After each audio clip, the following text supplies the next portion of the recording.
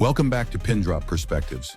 This week, Mark and Jen traveled to Willow Grove for a truly horrific tale. Let's not waste any time. Over to you, Jen. Welcome to the deep dive, where we take the sources you provide and really try to pull out the most important pieces, helping you get well-informed, fast. Yeah. Today, we're diving into a stack of material you sent, and it seems to be centered around excerpts from a book called The Kelleher. Right. The Kelleher by Thomas Muller. And it's not just a book in the stack. It really feels like the key, the unsettling starting point for this whole chain of disturbing events, these mysteries that have apparently been going on for decades in this one town. Okay, so our mission here is to unpack the critical details from these pages, introduce the main players, the locations, and figure out what these excerpts are actually revealing about. Well, about the horrifying truth that seems to be hidden there. All right, let's unpack this. Where do we start? Let's jump right into that first scene. It's pretty dramatic. It really is. It opens, boom, right away with a 911 call. Total desperation. All the dispatcher hears are screams, just raw terror. They're scrambling, trying to get a location. The caller sounds completely out of it. Yeah, disoriented. They mentioned maybe being near mile marker 47, something about County Road 9, Route 6. Right. It's fragmented. But the dispatcher, they managed to ping the call, right? Get an actual address. Exactly. Technology helps. They trace it to 439 County Road 4 in a place called Willow Grove. So Deputy 121 gets the dispatch. He's nearby. Okay, so the deputy arrives. What does he find? He gets to this address, finds a large ranch house. It's dark. He checks the doors first. Standard procedure, all locked up tight. No way in easily. So he can't get in the house. What then? He moves around the back. And that's when he hears something else. Not the screams from the call, but something closer. A whimper, like an animal or someone in pain, coming from a nearby barn. A barn. Okay, so he heads towards the sound. Drawn right to it. He sees these little slivers of light coming through the planks of the old barn wood. Definitely someone or something inside. So he draws his weapon, unholsters his gun, approaches carefully. Right, he opens the door. And that light spills out, and it just lights up this horrific scene. What does he see? There's a figure inside, clearly badly injured, sort of struggling up from the chaff on the floor. The deputy, instincts kick in. He shouts the command, "Bradford County Sheriff's Department, let me see your hands." Standard procedure, but what he sees isn't standard at all. Not even close. The description in the source material is just brutal. This person, this man, his left hand is severed, gone. The skin on that arm is flayed, just peeled back. Part of his scalp and hair are missing. You can see skull underneath, bloody flesh. Whoa, wow. And his right side is torn open too. Clothing ripped, blood, bone. Oh. Horrible. It's absolutely devastating injuries. And can the man even respond? He tries. When the deputy tells him to show his hands, all that comes out is this gut-wrenching scream. Yeah. And that's it. That's our introduction to Willow Grove. Just pure horror. Yeah. And the terrifying reality of what happened at this Forester property on July 19th, 2022. This one event, this horrific scene, it's like the spark that lights the fuse for this whole wider investigation we learn about. And it's this incident that brings our main investigator, the sort of protagonist of these excerpts, into the story, Derek Whitcomb. Exactly. We meet Derek driving into this area. He's in a standard unmarked car, a black Ford Interceptor. He's on the phone with his wife, Charlie. And we get a bit of background on him from that call. Yeah, pretty quickly. You learn he's usually a white-collar crime guy based out of Philly. So this kind of case, this brutal rural violence, it's way outside his normal wheelhouse. He even mentions how tough the country roads are to navigate. And he gets this really ominous welcome sign. Oh, yeah. As he drives into Willow Grove, he passes the town sign. And it reads, "Once you stop here, you'll never want to leave." Which, given everything else, sounds incredibly creepy in hindsight. Definitely foreshadowing. So he stops somewhere first. He pulls into the Willow Grove gas and go for a quick stop. And right away, he feels it. The eyes on him. The cashier, some big guy who's also a customer inside, they're both just watching him. Suspiciously. The outsider treatment. Totally. It's a small detail, but it really sets the tone. Outsiders are noticed here. Maybe not welcome. He flashes his badge at the State Attorney General's office just to establish who he is, why he's there. And the local sheriff meets him there. Yep, right there at the gas and go. Sheriff Calvin Grady shows up. The source paints a picture. Old, kind of weathered-looking, spits tobacco. Uniform looks a bit too big for him. And there's this immediate awkwardness. You can feel the tension between the city investigator and the local sheriff. What do they talk about initially? Straight to business. Derek's there about the events of July 19th, the Forrester case. Grady tries to downplay it a bit. It's something like it was all wrapped up. But Derek pushes back. Gently, but firmly. He clarifies he's there for a fresh set of eyes, talks about due diligence. It definitely hints that maybe things weren't quite as wrapped up as the sheriff wanted him to believe. Okay, so they head to the station. Derek follows Grady to the Willow Grove police station. Small place. He meets the deputies who work there. Breen, Gollard, Jones, and Hutchins. And you read on them. We get a little context. Breen and Gollard are the older guys, the experienced ones.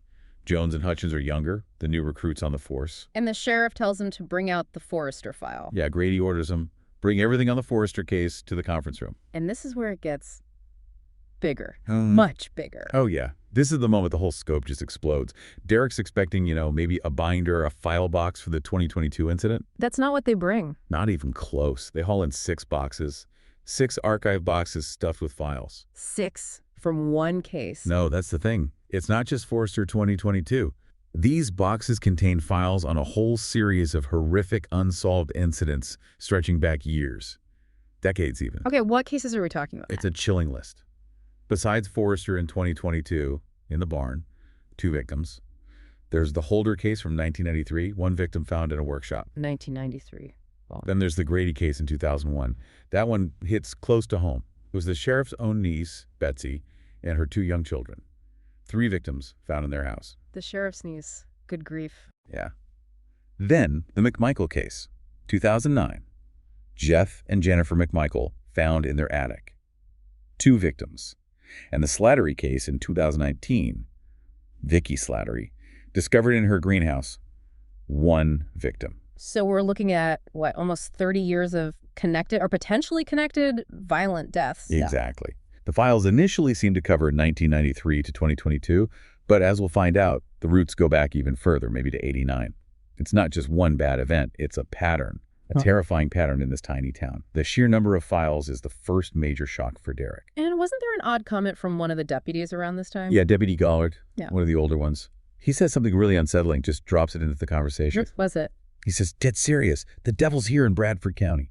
At the time, maybe it sounds like, local folklore or just a turn of phrase for how bad things are. But it takes on more weight later? A lot more weight. Yeah. Especially considering what happens. So Derek's got these 6 boxes, decades of horror. He starts digging, looking for a link, right? A connection between these awful, seemingly separate events. Right.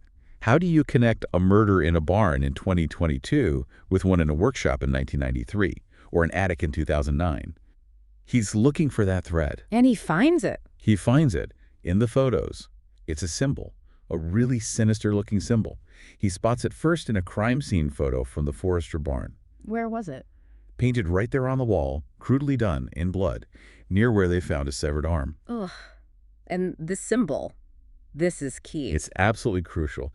And here's where you get another glimpse of how things work in Willow Grove.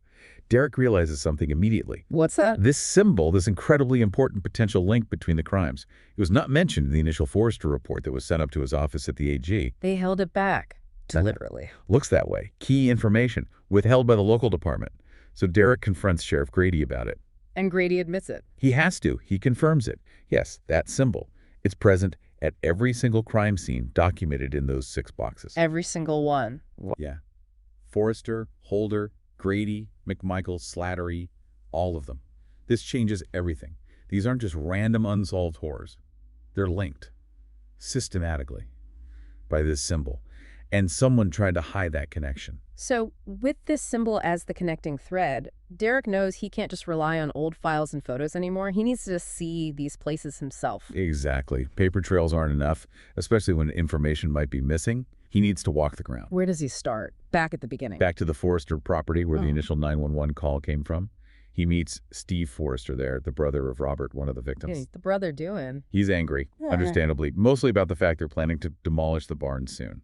And he absolutely refuses to go back inside. Too traumatic. Can't blame him. So Derek goes in alone? Yep. Enters the barn by himself. Yeah. And the description, it's still horrific. lingering smell, bloodstains splattered on the stall walls, reminders of the horse mutilation, the spot where Bob Forrester's body was found. Grim stuff. And the symbol. It's there, on the wall, just like in the photo, a constant bloody reminder. Does he notice anything else, anything new? One strange detail. There was a single surviving horse from the attack. And in that horse's stall, Derek finds a very distinct hoof print in the dirt floor. A print that doesn't match the kind of horses the Forresters owned. Weird. Like another animal was there? Or something was there. It's an odd, out-of-place piece of physical evidence in the middle of all that carnage. Okay, where next? The McMichael house. Right. The 2009 attic case. He uses GPS to find the place. It's now owned by a couple, George and Becky Jeffson. Becky's heavily pregnant. The house itself feels off, described as messy, really hot inside, and there's this unpleasant smell. Lived in, but not happy. Yeah, it feels heavy, weighted down. George, the husband, he's really reluctant to let Derek see the attic where the McMichaels were killed. Why? He flat out calls the house cursed. Says they bought it super cheap, precisely because everyone in town knew the history, knew what happened up there. Another example of the town knowing but not talking. Exactly. The past is always present, even if unspoken. But George eventually lets him go up. Derek goes alone again. What's the attic like? Huge. Vast, dusty, cobwebs everywhere. Classic old attic space. He finds the evidence of the past tragedy easily enough. These been the blood stains on the wooden beams marking where the victims died. And the symbol, is it there too? It is. And the placement is really interesting, maybe even significant. He finds the symbol painted on a beam, but it's directly above a spot on the floor where there are no bloodstains. Meaning? It suggests the killer wasn't just splashing blood around. They might have stood right there, perhaps performing some kind of ritual, maybe looking down at the scene, and marked that spot. That's That- beautiful. And creepy. Anything else odd? Yeah. Another discrepancy. He remembers seeing a specific box in the original crime scene photos from 2009. That box isn't in the attic now. And when he double checks, it wasn't listed in the crime scene unit's inventory logs either. So something else potentially removed from the scene, like the symbol from the report? Exactly. Another piece missing from the puzzle. Okay, one more scene visit mentioned here. The Treadway property. This goes back even earlier, right? Yeah, the Treadway murders apparently happened in 1989, even before the Holder case in 93, though maybe the file wasn't dated clearly initially. Deputy Jones, one of the younger ones, actually goes with him this time. Who owns the house now? A woman named Gloria Smith, described as small, wearing a flowered dress. She seems pretty defensive at first when they arrive. Does she know the Treadways? She did. Knew Donna Treadway from school. They sang together in the church choir. But she's adamant the Treadways didn't have enemies. No reason for anyone to hurt them. So why did she buy the house where they were murdered? That seems unusual. Her reason is interesting. She says her husband, Donald, had actually helped Bill Treadway build the house years ago. After the murders, the house just sat empty for almost 2 years. She says they bought it in 1991, mainly because they didn't want to see it torn down. Sentiment, maybe? Okay. And what about the room where the murders happened? This is where it gets really unsettling. Gloria tells Derek that her husband, Donald, renovated the specific room where the Treadways were killed. He turned it into a kind of memorial. And she says they've never gone into that room since the renovation was finished. Never. They live there but wall off one room as a memorial to a murder. That's... Yeah. Wow. Deeply strange. Derek asks to see it, and she lets him. He goes in. Even renovated, the source says there's a lingering bad smell, maybe mold. Using the old crime scene photos, he can picture it where the bodies were found and where the symbol was discovered back then, apparently drawn quite discreetly in blood. So the symbol was even at that 1989 scene. Seems so, connecting all the way back. Does Gloria say anything else? As Derek is leaving, she gives him this parting shot. Real quiet town vibe, but menacing. She says, "We don't talk about the past around here. Some things just are. I'd be careful what I looked for." A clear warning. Stop digging. Absolutely. Don't stir things up. The town has its secrets, and some people want them kept buried. So Derek's digging into these cold cases, visiting these horrific scenes, and he's also just living in Willow Grove. Where does he stay? Yeah, he's kind of stuck there while investigating. The source mentions he's staying at the Shady Pines Motor Court. Describes it as pretty ramshackle. Not exactly the Hilton. Probably adds to the unsettling atmosphere. Does he run into more local friction? Oh, yeah. The town continues to push back, subtly and not so subtly. There's this tense encounter at the local diner. What happens? He sees Deputy Hutchins, one of the younger deputies there, drinking with a woman named Gina. Hutchins is acting really provocative, kind of showing off, maybe being aggressive. Derek gets the strong feeling Hutchins might be hitting Gina, being abusive. Does Derek intervene directly? Not really physically, but he tries to de-escalate or maybe just make a point. He ends up paying for their meal anonymously, which, probably just irritates Hutchins more, increases the tension between them. So Kelleher's awkward moments, does it get worse? It escalates significantly. One night, Derek's back at the motel, presumably asleep. He's woken up by this loud bang outside. A gunshot. Sounds like it. He goes out to check his SUV, and sure enough, one of his tires has been shot out. Clean through. Whoa, okay, that's not subtle anymore. That's a direct threat. Definitely. A county deputy comes out to take the report. He identifies the bullet hole as likely from a .30-30 rifle common hunting gun in that area. Does the deputy have any advice? Yeah, and it's blunt. He basically tells Derek, look, word's gotten around town that you're here asking questions, and some folks really aren't happy about it. It's a clear escalation. The stakes are higher now. Someone is willing to use violence to scare him off. But does it scare him off? Does he back down? Doesn't seem like it. If anything, it probably makes him dig harder. He focuses his attention on the older cases, trying to find living connections, specifically the 1993 Jack Holder murder. This leads him to two local brothers, Dougie and Ray Wallace. The Wallace brothers. Okay, are they suspects? Maybe persons of interest, at least initially. They're brought into the station for questioning. The description of them is quite different. Dougie seems sad, emotional, maybe scared. Looks like he's been crying. And Ray? Ray is the total opposite. He's described as rebellious, confrontational, comes in spitting, needs a spit bag. He's got attitude. Aggressive. Derek talks to them separately. Yeah. Starts with Dougie, the emotional one. Dougie's distraught, crying. He admits he knew Jack Holder. He swears he didn't kill him. But his demeanor, his fear, it strongly suggests he knows something about what happened, something he's absolutely terrified to say out loud. Okay, so Dougie might know something but is too scared. What about Ray? The interview with Ray is much more volatile. He's defiant right off the bat. But Derek keeps pushing, and eventually, Ray starts talking. And he reveals something huge. What is it? He's got a tattoo. And it's the bull symbol, the same symbol found at all the crime scenes. He has the symbol tattooed on him. What does he say about it? He's almost proud of it. He explains it like it's a warning. It's the bull, baby. Fuck around, you'll get the bull's horns. It's the first direct link between a living person right there in the interview room and this symbol that's been haunting Willow Grove for decades. That's a massive connection. Does Ray offer anything else? He does, but it's under the shadow of something terrible. Ray tells Derek that his brother, Dougie, the one who seemed like he knew something but was too scared to talk. Yeah. What about Dougie? Dougie was killed just hours after speaking with Derek, hit by a semi-truck. And Ray is absolutely convinced it was no accident. He believes Dougie was murdered because he talked to Derek. Silenced. Oh my God. So talking is deadly there. That confirms the danger. Absolutely. It shows how high the stakes are, how ruthless the people protecting these secrets are. Dougie's death hangs heavy over Ray's testimony. Does Ray keep talking after that? Isn't he scared? Maybe he figures he's got nothing left to lose, or maybe he wants revenge for Dougie.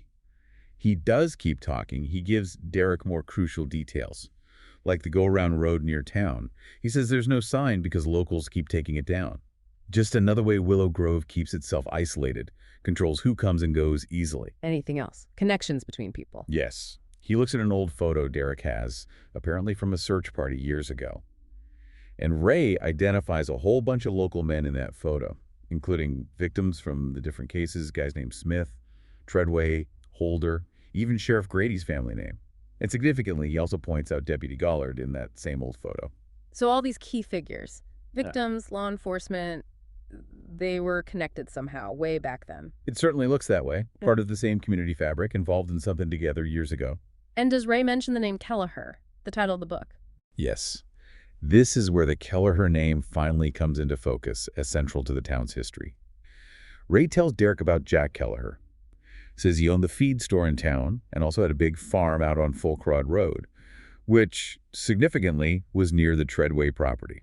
And what happened to the Kelleher farm? Ray confirms it burned down completely. Yeah. Everything, he says, the house, the barn, everything up in a blaze. Total destruction. Was anyone hurt in the fire? Ray provides some chilling details about that.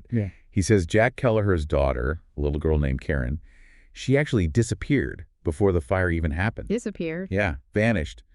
Then the fire happens. After the fire, they find Martha, Jack's wife, dead in her bed. And they find Jack Kelleher dead in his favorite chair. And the symbol, was it connected to the Kellehers too? Ray confirms it. He says he heard that something was carved into the floor right next to where they found Jack Kelleher's body in his chair. A bull symbol. And, maybe even more disturbingly, he says that same bull symbol was branded, burned into the hide of Jack Kelleher's prize bull out on the farm. So the symbol, the Kelleher family tragedy, the fire, the victims Ray identified, it's all starting to weave together around this Kelleher name. Exactly. Yeah. It feels like the Kelleher farm fire and Karen's disappearance might be the original sin, the event that somehow set everything else in motion. And Ray is telling Derek all of this in the interview room. Right there, spilling decades-old secrets, connecting the dots, specifically as he's talking about the Kelleher fire, about Karen vanishing. That's when things go completely sideways. Completely off the rails. The lights in the interview room suddenly start flickering like crazy. The pipes inside the station walls begin to rattle and bang. It's loud, ominous. And Ray, who's already agitated and probably terrified after what happened to Dougie, just starts screaming pure terror. And then the door to the interview room slams shut and jams. They're trapped inside with whatever is happening. Can they get out? Deputy Breen, the older deputy, is outside the door. He manages to kick it open, forces it. And they see inside. What do they see? It's hard to comprehend. Behind Ray, who's still cuffed to the table, this figure is forming, taking shape. The source calls it opaque, like semi-transparent, but also massive and muscular. It looks like it's holding Ray's head, but maybe with unseen hands. It's not fully solid. And then it attacks Ray. Instantly. Before they can react, there's a sickening snap. Ray's head is twisted violently. Bones crack. Blood starts pouring out. It's over in a second. Does Breen try to stop it? He reacts, fires his gun at the figure. But the bullet does nothing. It passes right through the shape, harmlessly. And then they hear this low growl. Not human. My God. What does the figure do then? It physically rips Ray's body away from the chair he's cuffed. He literally tears his arm off at the cuff and swings his corpse against the wall like a rag doll. And then it just vanishes. It seems to solidify or reveal itself a bit more for just a moment, then disappears completely, just as the lights in the station surge back to normal, steady brightness. Leaving behind. Just horror. Ray's lifeless body, horribly mutilated, hanging from the table by the cuff, still attached to his severed arm. And on the wall nearby, drawn in Ray's own blood, is the bull symbol. Again. In the police station itself. Right in the heart of the station. An impossible supernatural murder witnessed by a deputy. What's the immediate aftermath? Chaos. Total chaos. Police swarmed the station, state police called in, probably. And in the middle of it all, Deputy Jones, the young recruit, completely loses it. He confronts Derek. Blames him. Yeah. Physically attacks him, screaming, "People are dying left and right. This is on you." He blames Derek's investigation for stirring things up, for causing these deaths. Derek actually has to physically take Jones down, restrain him. And what does Derek say? Does he still think it's just a human killer? No. In that moment, amidst the wreckage and the impossible horror of Ray's death, Derek says it out loud. He confirms what Gollard hinted at earlier. He tells Jones, essentially, Gollard was right. The devil's come to Willow Grove. He accepts the supernatural element. He has to. After witnessing that, what other explanation is there?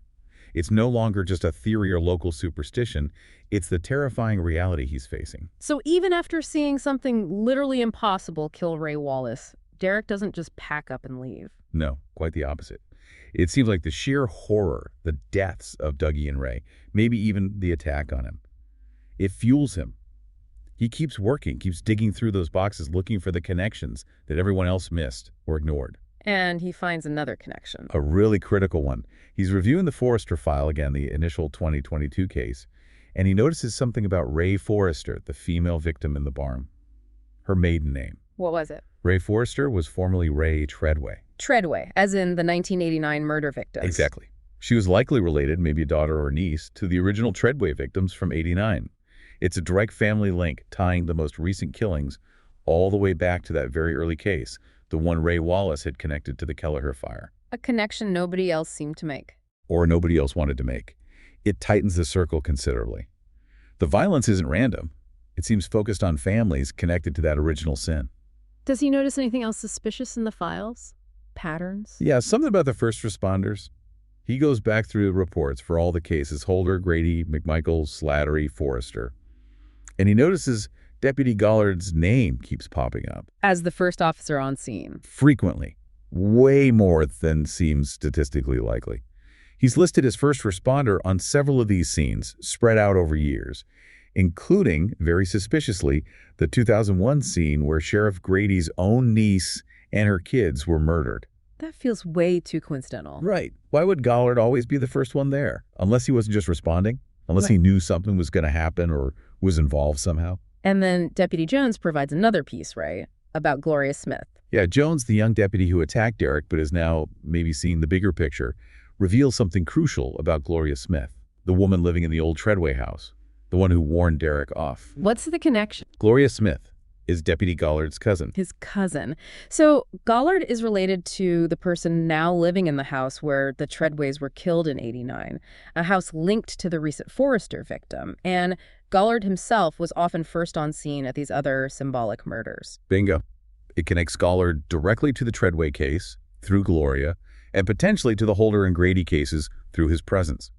Derek realizes Gollard isn't just a witness or a long-serving deputy. He's a person with knowledge, deep knowledge, maybe even involvement. So Gollard becomes the prime focus. They need to find him, talk to him. Immediately.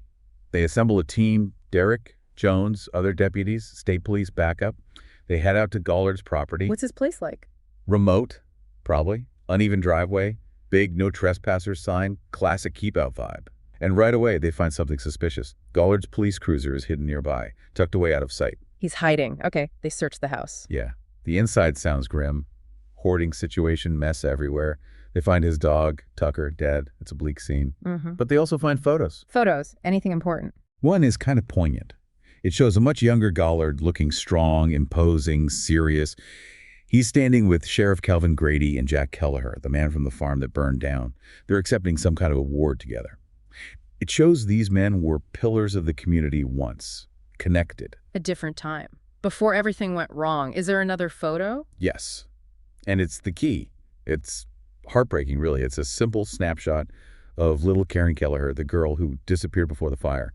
She's got a bull puppet on her hand, and she's sitting right next to her father, Jack Kelleher. And Jack is laughing. Oh, wow. The bull puppet, connecting the symbol directly to the little girl, Karen, and her father. Exactly. A moment of innocence, of happiness, directly linked to the symbol of terror that haunts the town. It's devastating. So they find these photos, but where is Gollard himself? They check outside. There's a shed on the property. The lock on the door is broken off, and they can see a light on inside. He's in the shed. He is. Derek and the others approach cautiously. Inside, they find Gollard. He's got a gun. And the shed. It's like a shrine to madness, crucifixes hanging everywhere, but also the walls are covered in frantic scribbled writings. He's clearly lost it. Cornered. Does he talk? Does he confess? He does. It starts tumbling out. A desperate, fragmented confession. He claims Karen Kelleher's death all those years ago was just an accident. An accident after all this. That's what he claims. But then he implicates others. He says he and a few of us, suggesting a group effort, took care of her, buried her, supposedly with respect, and then he points the finger directly. He says Bill Treadway, the man murdered in '89, was the one who cut that little girl. So Treadway killed Karen Kelleher, possibly accidentally, and Gollard and others covered it up. That's Gollard's story. He paints Bill Treadway as the powerful man in town, had money, basically ran Willow Grove. He says Donna Treadway, Bill's wife, knew about it, but was terrified of Bill, so she kept quiet. What about Jack Holder, the 1993 victim? Gollard says Holder helped cover up Karen's death, too. Why? Because Holder owed Bill Treadway money? He was beholden to him? Couldn't say no? And Jack Kelleher, Karen's father. Did he ever find out? Gollard insists Jack Kelleher never found out the truth about how Karen died or who was involved. But he says Sheriff Grady did know. Gollard thinks Grady was getting old, getting weak, maybe thinking about finally revealing the secret just before his niece and her kids were murdered in 2001. The implication is Grady was silenced too. This is huge. A decades-long cover-up involving multiple prominent people, leading to potentially multiple murders to keep the secret hidden. Exactly. And then Gollard says something truly chilling, echoing his earlier comment at the station. He looks around the shed, maybe at the crucifixes, and says, God ain't got nothing to do with this. God left Willow Grove back then.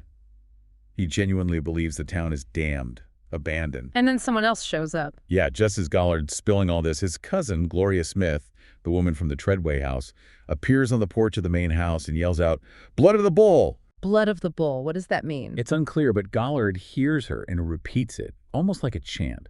And then he mutters something about Jack Kelleher. Says Jack Kelleher used to drink the blood of the bull. Drink the blood. What? Like literally? Or is it symbolic? It sounds ritualistic, dark. Extremely dark.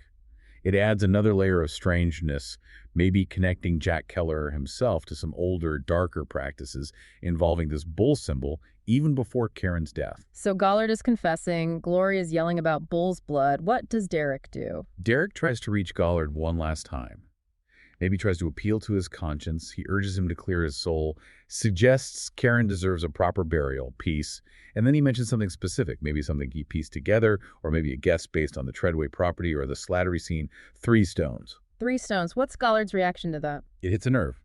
As Derek says 3 stones, Gollard gives up. He raises the gun he's holding, puts it to his own chin. He's going to kill himself. It looks that way. But before he can pull the trigger, the wall of the shed right behind his head just explodes outwards. Explodes? From what? From it. From the darkness behind the wall, the beast emerges. The bull-headed man. The figure from the station. It seems so, but maybe more solid now. More terrifyingly real. The source describes it. Body of a man, but the head of a bull. Huge, maybe 7 feet tall. And its horns are stained with blood. It's the symbol-made flesh, right there. And it goes after Gollard. Instantly. Grabs Gollard, just yanks him out of the shed, and swings him like nothing. Slams him against a nearby tree, kills him instantly. Brutal. Do the police react as Jones shoot? Jones does. He fires his weapon at the creature. But just like in the station with Ray Wallace, the bullets pass straight through. They have no effect at all. It's completely impervious, unstoppable by normal means. What does it do after killing Gollard? One final horrific act. It grabs Gollard's lifeless arm, reaches into his chest with its claws, and pulls out his heart. Holds the heart up high and lets out this deafening, terrifying bellow. And then, with the police arriving... As the sirens get closer, the police lights flashing. The beast just fades, disappears, vanishes into thin air, leaving behind Gollard's mutilated body and traumatized witnesses. So Gollard's dead. The confession is cut short by this monster. What happens right after? Chaos, again. 9 people reported injured in the whole incident at Gollard's property, maybe from the explosion, the confrontation. Everyone is reeling from witnessing the impossible. The source adds a small detail. A neighbor, Kim, who owns the property, mentions she'd always heard rumors about chemicals being dumped there years ago, but she suspected it was something more, maybe covering up the burial site. And Derek? Yeah. What does he do? He heard Gollard's confession, heard the name Kelleher, heard himself say 3 stones. Does it click? It seems to. He remembers Gollard's reaction, maybe connects it to something he saw or felt earlier, perhaps near the Slattery property or where he fell in the weeds previously mentioned. He knows he needs to find those stones. He grabs a shovel from Jones. Where does he go? He runs towards the area where the Slattery greenhouse was, or maybe just that patch of tall weeds he'd noted before. Jones follows him. He finds the spot, that specific patch of grass that seemed unnaturally still earlier. And there they are. 3 round stones laid deliberately end to end in the dirt. The 3 stones, he found them, so he starts digging. Yes, right there at the stones. And as soon as he breaks ground, the atmosphere changes violently. The wind whips the grass around them into a frenzy, and they hear it again, that terrifying, bellowing sound of the beast. Closer this time, much closer. But he keeps digging. He has to. He hits something soft in the dirt. He unearths a piece of cloth. It's a faded, dirty purple blanket. Purple blanket, maybe like a child's blanket. It seems likely. He drops to his knees, frantically pulling the dirt away with his bare hands now. And just as he's uncovering more, the beast reappears. Right there in the weeds with them. Does it attack Derek? No, not immediately. Instead, it targets Jones. It lifts Deputy Jones off the ground, holding him by the throat, but with some kind of invisible force. Jones is choking, helpless. What does Derek do? He's got the blanket, the beast has Jones. In that moment, facing this impossible creature, Derek seems to understand. It's not just a monster. It's connected to the Kellehers, to the burial. He yells out into the chaos over the wind and the bellows. He shouts the name, Jack Kelleher. Calling out to the father. Yes. And then he makes the connection explicit. He yells again, louder, I found your daughter. He tells Jack Kelleher that Karen has been found. What happens? Everything stops. The wind dies down. The grass stops whipping around them. The bellows cease. The beast lowers Jones gently back to the ground. It turns its attention from Jones, walks deliberately over to the hole Derek has dug, and looks down at the unearthed blanket. And does Derek see something else? For just a split second, yes. The source describes this fleeting, almost impossible vision, like an overlay on reality. He sees the image of little Karen Kelleher, reaching her small hand up from the hole, up from the blanket. And standing over the hole is the image of her father, Jack Kelleher, not the beast, but the man from the photo, his face worn, tears streaming down it, reaching down, touching his daughter's hand one last time. A moment of connection between father and daughter across death and whatever the beast is. Exactly. A moment of release, maybe. Yeah. Then the vision fades. The beast, in its monstrous form, kneels down by the hole. It gently reaches in and pulls the blanket-wrapped bundle, the small body of Karen Kelleher, from the shallow grave. It holds her. Yeah. It cradles the child's body. Yeah. It looks directly at Derek one last time. Maybe a look of acknowledgement, gratitude. It's impossible to say. And then it leaves. Holding his daughter's remains, the beast turns, walks out of the whipping weeds towards the dark woods bordering the property, and just disappears from sight. Gone, taking Karen Kelleher with him. Wow, so the source material ends there, with the beast finding Karen and leaving. Pretty much. It details the immediate aftermath, the 9 injured people back at Gollard's, everyone like stunned, trying to process these completely impossible events. There's no rational explanation for what they saw. What about Derek? What does he do now? His job in Willow Grove seems done. The truth is out, in a way, even if it's a truth that defies police reports. He leaves town. Before he goes, he recommends Deputy Jones for the position of interim sheriff.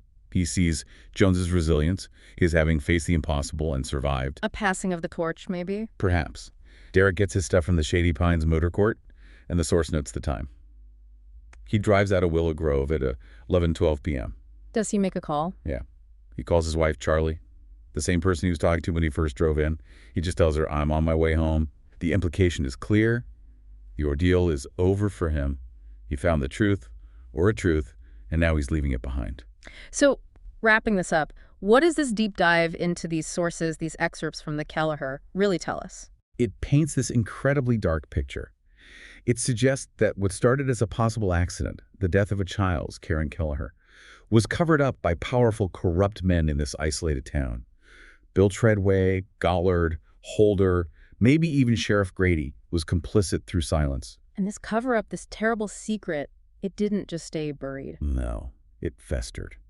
And it seems to have unleashed something truly monstrous, something ancient maybe, primal, tied perhaps to Jack Kelleher's grief, his possible connection to that blood of the bull ritual Ray mentioned, and this powerful, terrifying symbol, something that sought revenge, retribution against those involved and their families systematically over decades. It really pushes the boundaries of a conventional crime story. It suggests some mysteries, some traumas run so deep, involve betrayals so profound that they tap into forces that are just beyond our understanding, beyond policing. Yeah, the conventional tools just don't apply here. Bullets don't work, logic breaks down. It leaves you with this really chilling thought. Maybe the worst horrors aren't the human ones we can eventually explain, but the ones that remain fundamentally inexplicable. So the final thought for you, the listener, based on these disturbing sources, what would you do? If you were faced with a truth, a reality that seemed utterly impossible, if you encountered a force that couldn't be reasoned with, couldn't be stopped by any normal means, where would you even begin? Thanks for tuning in. If you enjoyed this deep dive into the Kelleher, you can purchase a copy of the book on Amazon, available in paperback, hardcover, and free to read with Kindle Unlimited. Next week, Mark and Jen take a look at a spec script for a popular show that never returned to air. Until then, as always, remember, keep your perspective open. Artificial intelligence was used to assist in generating audio content for this episode.